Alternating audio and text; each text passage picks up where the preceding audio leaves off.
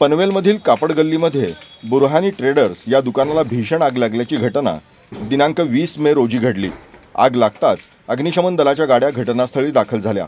आग कशामुळे लागली याचं कारण अद्याप स्पष्ट झालं नसून यामध्ये अद्याप कोणतीही जीवितहानी झाली नसल्याची बातमी मिळाली आहे।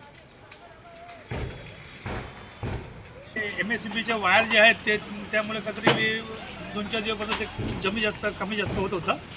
तेव्हा अचानक आज सकाळी 8-8:15 वाजता काहीतरी वरनं काहीतरी ठिणगी पडली असेल, त्यामुळे ते सगळं आग प्रोसेस सुरुवात झाली आणि अख्खी दुकान जळून खाक झाली।